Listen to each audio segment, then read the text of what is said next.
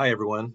I wanted to share some examples of things that either I've done or that some of my student groups have done, just to give you an idea again about overall size and presentation.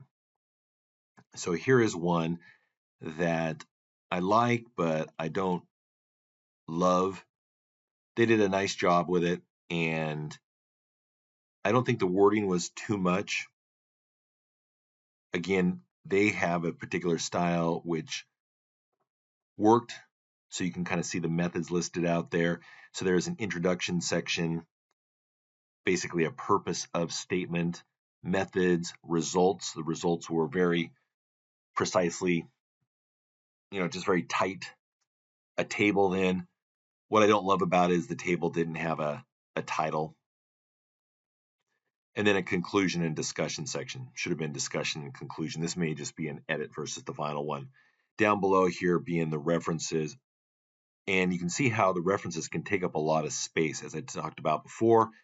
What kind of size can you use? Can you push them off to one side versus the other?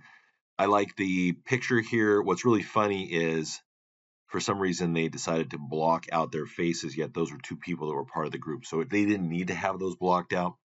But if you were including a picture of somebody that you did not have permission for, or if they were a patient, you would definitely want to block them out. So this is an example. What you can see here is the coloring. What I'm not crazy about is the kind of blocking and stuff.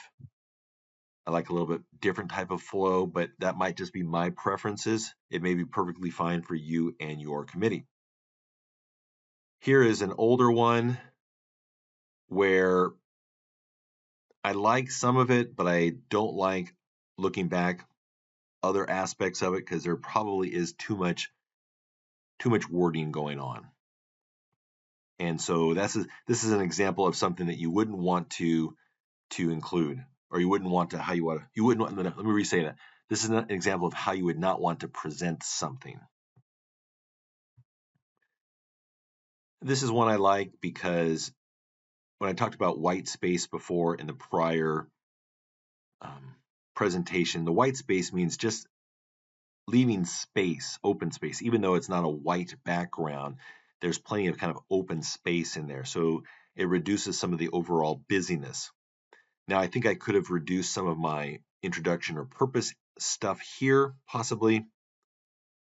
Materials and methods, I liked how tight it was. I also liked the use of a lot of figures in this one. And then the results started here and then carried over with a conclusion section. References all the way over here. Again, just kind of keep them to a minimum amount.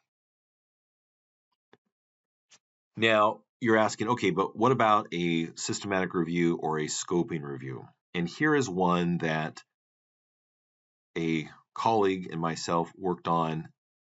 This was from a systematic review that we did that was ultimately published in Sports Health, the journal Sports Health.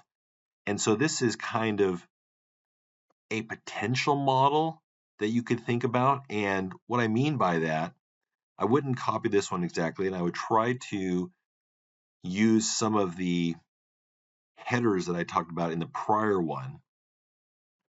But take a look at the table here. This table presents each of the authors and the journal citation and year, the general program, so the intervention, and then the outcomes. And so we were able to kind of pack that all in there. That's one particular strategy. May not be the best, but it's a particular strategy.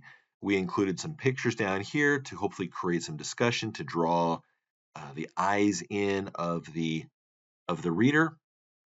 So this is a potential strategy. Again, it's not something you've got to follow, but it is a potential option. So there's some suggestions. You've also got online the suggestions from Dr. Gambini.